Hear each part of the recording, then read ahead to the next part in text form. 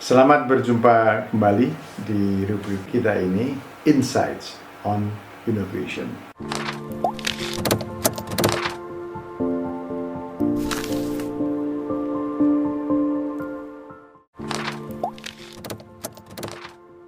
Di suasana merayakan Hari Kemerdekaan Republik Indonesia ini, tanggal 17 Agustus, saya akan membawakan judul perbincangan yang relevan dengan itu. Judul kita kali ini adalah inovasi kebangsaan. Nah, tema ini pertama kali diangkat oleh Jenderal Dr. Haji Muldoko, Kepala Staf Presiden Jokowi pada 2014, jadi 6 tahun yang lalu ya. Dan ketika itu beliau itu masih menjabat sebagai Panglima TNI di era pemerintahan SBY. Nah, ini istilah yang menarik ya dan relevan untuk hari ini. Marilah coba kita bedah ya konsepnya Pak Muldoko ini ya, inovasi kebangsaan.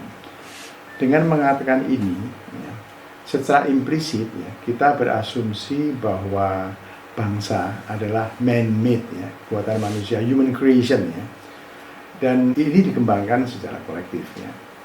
Nah, bangsa itu sesungguhnya adalah satu pilihan ya. Bukan sesuatu yang turun dari langit ya. Pilihan dari orang-orang yang merasa memiliki bangsa itu ya. Pilihan manusia ya, yang dilakukan secara sadar ya. Jadi kemudian apakah bangsa itu akan kemudian bisa berhasil terbangun menjadi yang kuat dan maju, atau kemudian menjadi surut, bahkan menjadi hancur, itu ya tergantung kepada manusia yang menciptakannya dan yang memeliharanya ya. Itu poin penting dari kita menjelaskan mengenai inovasi kebangsaan ini ya. Nah, untuk mengetahui lebih mendalam ya, tentang hakikat dan dinamika bangsa, saya kira penting untuk menoleh pada buku yang ditulis oleh Jack Snyder ya. Judulnya itu From Voting to Violence. Anak judulnya itu Democratization and National Conflict. Nah, di buku ini itu dijelaskan tentang dua faham kebangsaan. Pertama adalah civic nationalism, kita terjemahkan dengan nasionalisme madani, ya, nasionalisme civic atau nasionalisme madani. Dan kemudian yang lain itu ada ethnic nationalism atau nasionalisme etnis. Agar lengkap di dalam nanti membaca variasi kebangsaan, saya menambahkan satu jenis nasionalisme yang juga relevan untuk konteks diskusi kita, yaitu religious nationalism atau nasionalisme berbasis agama. Nah, nasionalisme etnis dan nasionalisme agama itu sudah lebih dulu ada dibanding nasionalisme madani. Sementara gagasan dan praktek nasionalisme madani adalah merupakan fenomena zaman modern, fenomena kita sekarang ini. Nasionalisme seperti ini itu berkembang pertama itu di Barat ya, setelah mereka itu mengembangkan proses demokratisasi ya. Itu sekitar abad ke-6 sampai abad ke-15 ya. Nah, penjelasan mengenai nasionalisme madani itu seperti ini ya. Ini adalah nasionalisme yang dikonstruksikan sebagai suatu faham ya, yang meyakini adanya satu kesatuan bangsa ya. Dan kesatuan bangsa itu basisnya adalah kesamaan wilayah negara, di mana warga negara dari suatu bangsa itu tinggal dan kemudian berasosiasi ya. Kemudian perbedaan identitas ya, apakah itu perbedaan etnis, perbedaan agama, itu tidak menjadi faktor di dalam mengembangkan kebangsaan yang sebenarnya civic ini, yang madani seperti ini. Bukan faktor penentu, ya. Bukan faktor pemersatu dan bukan faktor pemecah gitu. Karena penyatunya itu adalah kesatuan wilayah tempat tinggal yang namanya negara. Ya. Titik, itu saja ya. Nah, itulah yang disebut dengan nasionalisme madani. Dan di hampir semua negara di dunia sekarang ini, nasionalisme yang dikembangkan pada dasarnya atau paling tidak secara resmi adalah civic nationalism. Basis ideologi dari kewarganegaraan seperti ini atau sistem politik yang menjadi konteks dari berkembangnya nasionalisme seperti ini, itu adalah demokrasi. Jadi dalam demokrasi semua warga mempunyai hak ya, hidup ya, yang sama, ya, hak politik yang sama. Ya. Semua warga bangsa harus diakui dan dihormati hak-hak dasar mereka sebagai individu, sebagai warga negara, sehingga di dalam kebangsaan yang seperti ini tidak ada diskriminasi, tidak ada eksploitasi, tidak ada eksklusi berdasarkan latar belakang primordial, apakah itu etnis, agama, jenis kelamin atau gender, usia, atau kelas sosial dan kelas ekonomi. Jadi mereka masing-masing memiliki hak politik yang sama. Nah, persoalannya begini ya, seperti yang dijelaskan di bukunya Snyder, di banyak kasus ya, di negara yang memiliki nasionalisme madani, sebenarnya sentimen kebangsaan yang lain yang tadi disebut sebagai ethnic nationalism, ya, nasionalisme etnis atau religious nationalism, nasionalisme agama, itu bukannya hilang atau lenyap, ya, tapi bisa masih tetap hidup dan sewaktu-waktu itu dapat merusak keharmonisan hubungan antar warga di negara yang sudah menganut sistem civic nasionalisme seperti ini. Nah, inilah tesis pokok dari bukunya Snyder, ya, From Voting to Violence.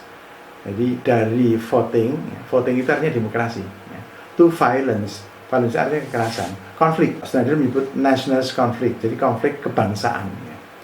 Konflik kebangsaan, tapi bukan kebangsaan yang sifatnya civic, ya, tapi kebangsaan yang sifatnya etnis atau agama tadi itu. Jadi intinya adalah bahwa ketika di negara itu berkembang demokrasi, ya, dulu sebelumnya misalnya otoriter, maka sering terjadi di awal demokratisasi ini justru konflik kebangsaan, kebangsaan etnis atau kebangsaan agama itu muncul ke permukaan dan kemudian merusak civic nationalism yang kemudian bisa berakibat pecahnya bangsa atau pecahnya negara. Ini terjadi di Soviet, ini terjadi di Yugoslavia dan beberapa negara lain ya di Eropa Timur, ya. Dan kita mengambil salah satu contoh saja, Yugoslavia, ya. Itu salah satu negara di Eropa Timur, ya.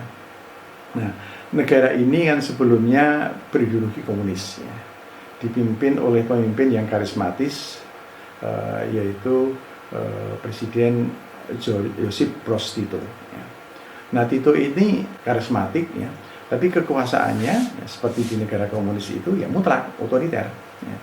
Tapi keotoriteran ini dibutuhkan untuk menyatukan warga ya, dari bangsa Yugoslavia yang sebenarnya mereka terdiri dari beberapa bangsa yang sifatnya itu etnik dan untuk sebagian agama, ya, yaitu Slovenia, Kroasia, Serbia, Montenegro, Makedonia, Bosnia, Herzegovina, ya.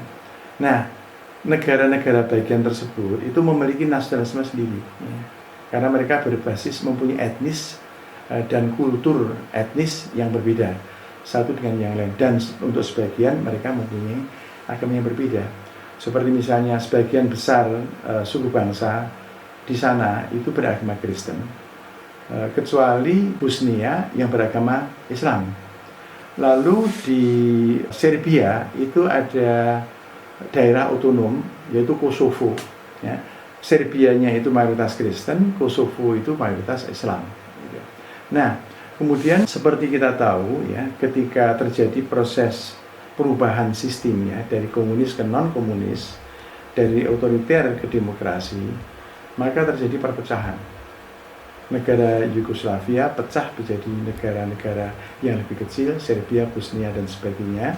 Nah, kemudian Serbia itu sendiri kemudian kehilangan daerah otonominya, yaitu Kosovo, yang kemudian mereka itu memberontak waktu itu.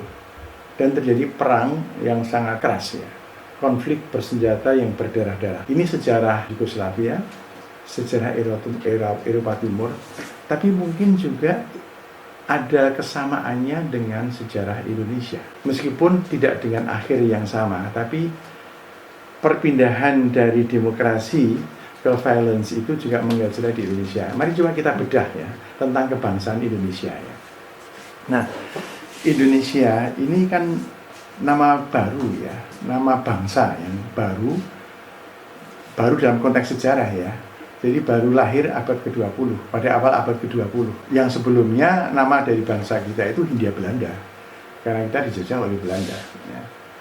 Kalau bangsa sebelum Hindia Belanda itu ya bangsa kerajaan, ada bangsa Mojopahit, ada bangsa Sriwijaya dan sebagainya, bangsa Mataram gitu.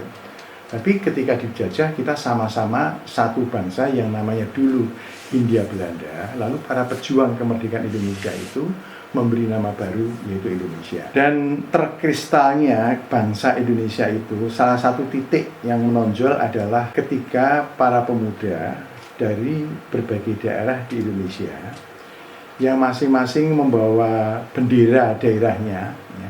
Ada Jong Java, Jong Batak, Jong Ambon, Jong Sumatera Tenbon. Ada juga yang membawa karakter agamanya, Jong Islami Tenbon ya. Dan sebagainya itu ketemu di Jakarta, rapat para pemuda, kongres pemuda, yang kemudian di situ menghasilkan suatu kesepakatan tentang terbangunnya bangsa Indonesia. Dengan mereka bersumpah, yang sumpahnya itu sangat terkenal dan ini sering dihafal oleh murid-murid kita di Indonesia, satu nusa, satu bangsa, satu bahasa Indonesia. Nah, ini yang namanya nation terbentuk ya. Jadi nation building sudah mengambil bentuk, tapi baru sebagai konsep ya. Karena kita belum merdeka ya. Nah, dan juga masih sifatnya abstrak. Tapi paling kurang ketika itu sudah ada suatu konsep bahwa bangsa yang mau dibangun ya, yang namanya bangsa Indonesia itu mempunyai karakter inklusif, tidak eksklusif ya. Multi etnis ya, tidak hanya mementingkan satu etnis, multikultural. Ya, seperti yang terkandung di dalam Sumpah Pemuda. Gagasan kebangsaan Indonesia ini kemudian mengerucut lebih tajam lagi ketika Bung Karno ya, pada 1 Juni 1945 mengenalkan Pancasila ya, dan menyarankan untuk menjadi dasar negara dan akhirnya diterima, disepakati menjadi dasar negara dan masuk di dalam pembukaan Undang-Undang Dasar 1945 ya. Pancasila itu adalah ideologi yang inklusif ya. Nilai-nilai yang ada dalamnya itu bisa masuk ya, dan relevan dengan semua suku yang ada di Indonesia, agama, semua agama yang ada di Indonesia ya. Sila pertamanya aja adalah inklusif ya, ketuhanan yang Maha Esa ya. Tuhan itu kan konsep yang sifatnya itu universal ya. Tapi di dalam Piagam Jakarta itu ditambah 7 kata dengan menjalankan syariat Islam bagi pemeluk-pemeluknya. Nah, pada akhirnya ya ketika mereka bersidang di antara para pemimpin itu, mereka sepakat ya untuk menghilangkan 7 kata itu. Ya.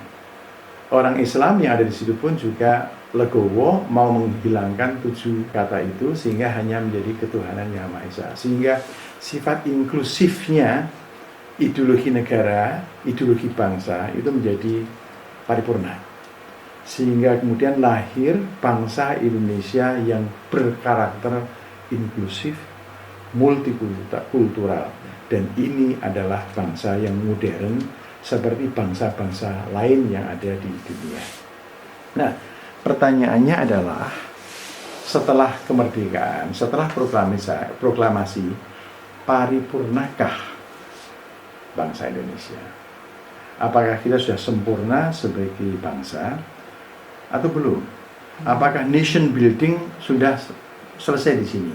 Atau kita masih dalam proses nation building yang lebih jauh lagi? Nah, kita bisa mengatakan bahwa sekarang ini mungkin kita lebih tepat mengatakan sebagai nation in making ya. Bangsa masih dicoba dikembangkan lebih kokoh lagi karena Di dalam perkembangan sejarah kemerdekaan kita, setelah kita merdeka, pemerintah Indonesia banyak dihadapkan kepada konflik antar anak bangsa.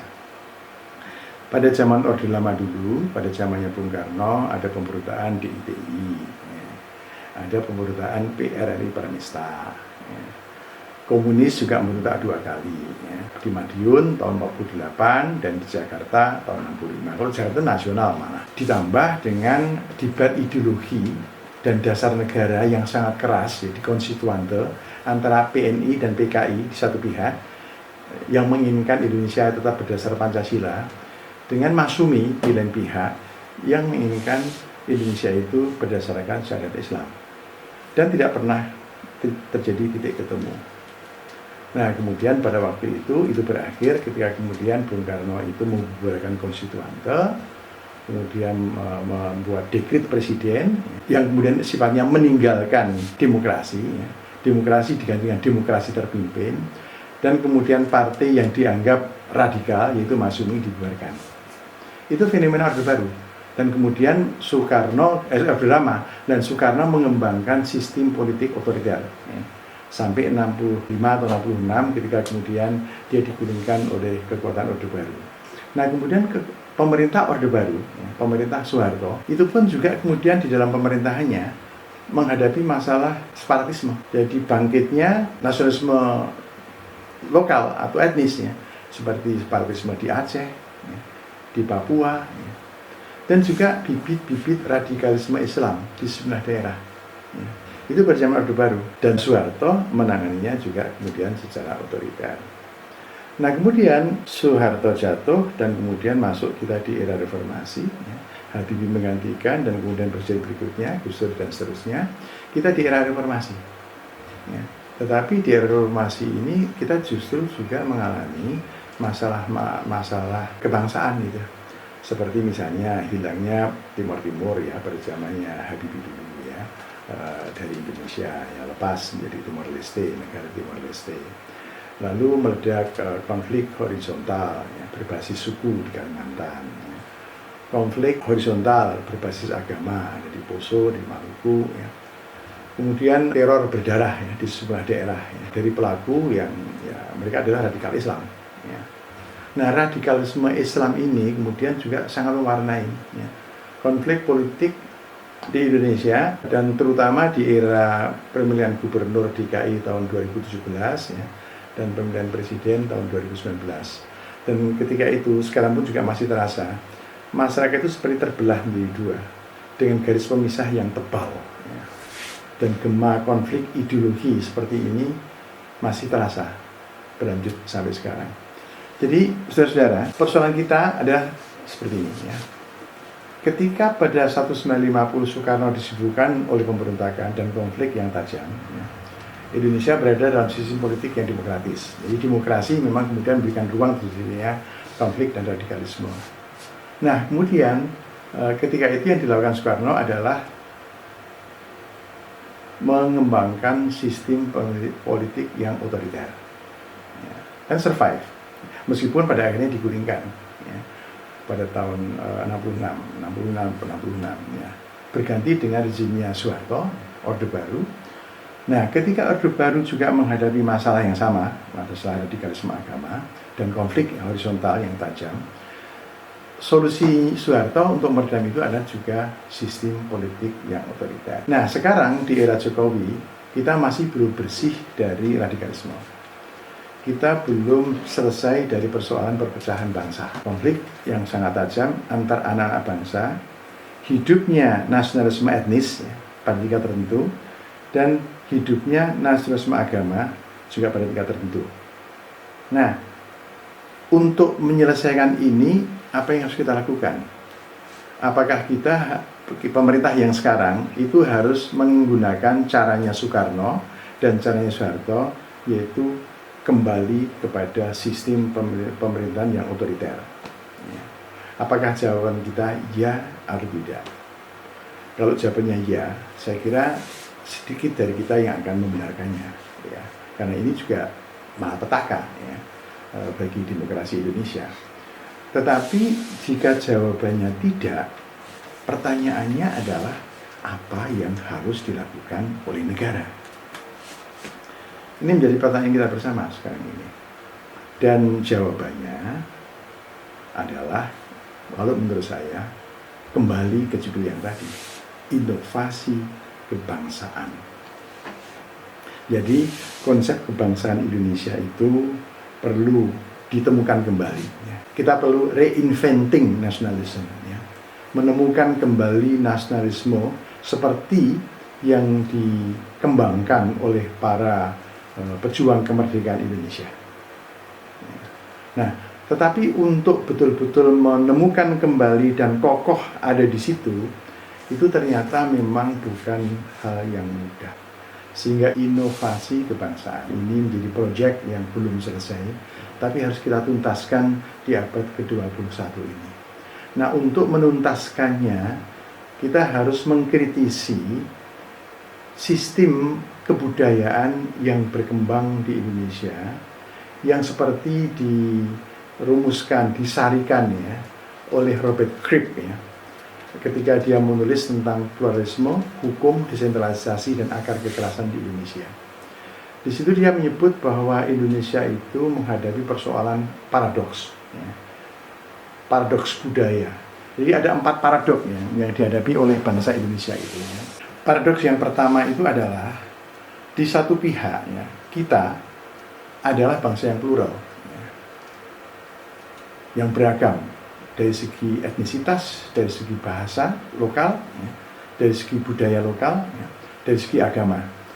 Tetapi di lain pihak, suku bangsa di Indonesia hidup di dalam komunitas yang mungkin, dengan identitas kultur dan batas-batas teritori sendiri-sendiri yang seringkali melakukan tindakan yang anti pluralisme. Itu poin pertama paradoks yang pertama. Paradoks yang kedua, Indonesia itu dikenal sebagai bangsa yang ramah, lemah lembut, tetapi Indonesia juga mempunyai tradisi komunal yang keras. Ada tradisi carok di Madura misalnya, atau siri di Sulawesi Selatan, yang itu membenarkan kekerasan. Itu paradoks yang kedua. Nah, paradoks yang ketiga, masyarakat Indonesia itu dikenal moderat, toleran, dan damai dalam beragama atau dalam bermasyarakat. Tetapi radikalisme, termasuk radikalisme yang berbasis agama, lalu kekerasan berbasis agama, itu berkembang. Ini paradoks yang ketiga. Nah, paradoks yang keempat atau yang terakhir itu adalah Indonesia itu mempunyai hukum nasional yang mengikat semua warga negara untuk patuh. Tetapi sebenarnya di dalam masyarakat Indonesia itu ada hukum-hukum sendiri. Ada hukum agama, ada hukum adat, ada hukum komunal yang seringkali berlawanan atau berbeda dengan hukum nasional.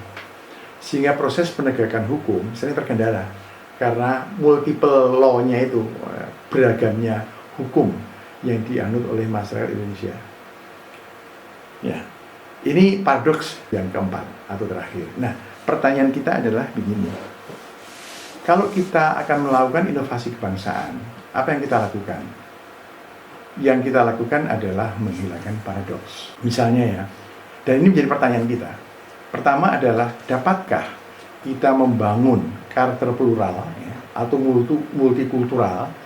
Karena ini sesuai dengan Sumpah Pemuda, ini sesuai dengan Pancasila bukan hanya pada tataran makro nasional, tapi pada tataran mikro, yang itu artinya harus berlaku pada level lokal, komunal, keluarga, bahkan individu. Ini pekerjaan rumah pertama untuk mengembangkan atau melakukan inovasi kebangsaan. Yang kedua, dapatkah kita memperkokoh dan merawat karakter lemah lembut sebagai bangsa dan bersih dari kekerasan. Nah, dengan kata lain, mampukah kita membangun masyarakat baru yang nir kekerasan, nir diskriminasi? Ini pekerjaan rumah kita yang kedua. Yang ketiga, dapatkah kita memperkokoh karakter bangsa kita yang moderat, toleran, damai dalam beragama dengan menjauhkan diri dari kecenderungan yang sebaliknya, yaitu mengembangkan radikalisme agama, atau lebih spesifik radikalisme Islam, ya, karena yang berkembang di Indonesia seperti itu, dan kekerasan berbasis agama. Ini pekerjaan rumah yang ketiga, ya, untuk melakukan inovasi kebangsaan. Nah, yang terakhir, yang keempat itu, dapatkah kita memperkokoh sistem penegakan hukum kita dengan hanya mengembangkan hukum nasional yang mengikat semua warga negara, titik. Ya. Jadi tidak lagi atau sudah mau meninggalkan hukum-hukum di luarnya. Sehingga tidak ada dualisme hukum di Indonesia. Ini pekerjaan rumah yang keempat. Nah, kalau semuanya itu bisa kita jawab dengan positif, ya kita bisa. Ya. Karena hanya dengan itu kita yakin bangsa kita itu akan menjadi bangsa yang matang, kuat dan maju. Selesai sudah inovasi kita, inovasi kebangsaan kita. Karena hanya dengan itulah kita bisa keluar dari persoalan dan menyongsong abad 21 itu dengan baik. Ya. Tetapi kalau jawabannya tidak, nah ini pertanyaannya, mau sampai kapan? Kita nggak akan selesai di dalam membangun bangsa.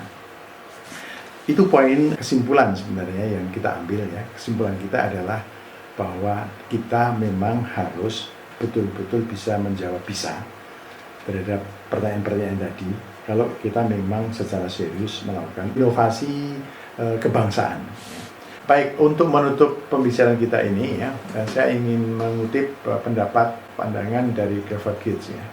Dia antropolog, ya, ahli Indonesia dari Amerika, yang mengatakan bahwa gini, terpencar sebagai keperluan dalam demokrasi, terbuka untuk memilih di dalam peradaban, dan heterogen dalam budaya, Indonesia berkembang ketika ia menerima dan memanfaatkan pluralitasnya, keberagamannya, tapi akan hancur ketika ia menyangkal dan menekannya.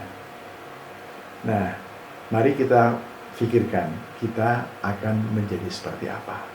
Kita mau memilih yang mana?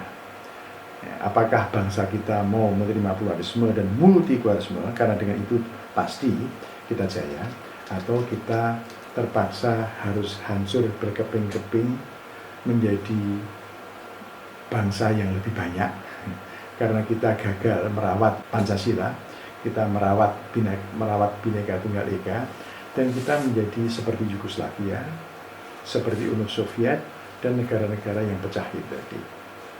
Nah, di sini saya ingin menekankan, ya, di sini bahwa salah satu, ya, kunci penting untuk menegakkan bangunan kebangsaan Indonesia itu adalah agama. Ya, tadi kita sudah menyinggung banyak. Lalu mau kita bawa kemana agama yang hidup di Indonesia ini? Akankah kita biarkan radikalisme agama ini berkembang, ya, atau kita berani mengubahnya secara sungguh-sungguh dan mengubah perilaku orang dari perilaku yang radikal menjadi perilaku yang moderat dan toleran?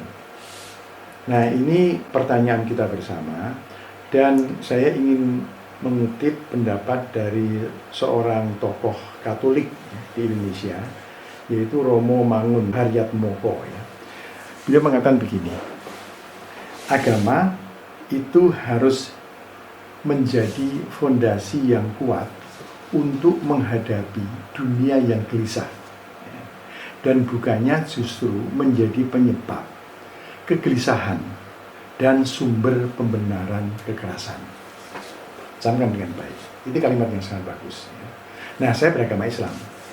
Saya ingin menekankan ajaran di agama saya, Islam, yang sebenarnya bisa menjawab kegelisahan Romo Haryatmoko tersebut.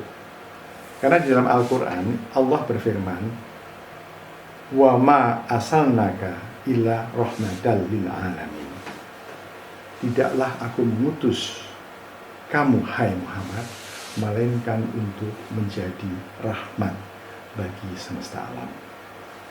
Kemudian juga Rasulullah SAW yang mendapatkan mandat dari Allah sebagai nabi untuk menyebarkan wahyu Allah, itu pernah bersabda dalam satu hadis, irhamu man fil ardi yarhamkum man fis sama. Sayangilah orang yang tinggal di bumi, maka yang di langit akan mengasihi kalian. Oh, itu ajaran yang sangat indah. Sangat indah dan sangat tepat untuk kita terapkan di Indonesia sekarang ini. Jadi saudara, poin kita adalah, marilah kita bangun bangsa ini menjadi bangsa yang maju dengan memperkokoh kohesi sosial di antara kita, menebar kasih sayang dan persaudaraan di antara kita, anak-anak bangsa, dan kita jadikan perbedaan di antara kita itu seperti pelangi di langit, seleret cahaya berwarna-warni yang indah dipandang, bukan sebagai kumpulan aneka sampah kehidupan yang justru mengotori alam dan mencemari bumi. Ini saatnya sekarang kita melakukan inovasi kebangsaan secara sungguh-sungguh. Semoga kita berhasil. Selamat merayakan Hari Kemerdekaan Indonesia. Dirgahayu Indonesia. Sampai jumpa di episode berikutnya. Merdeka!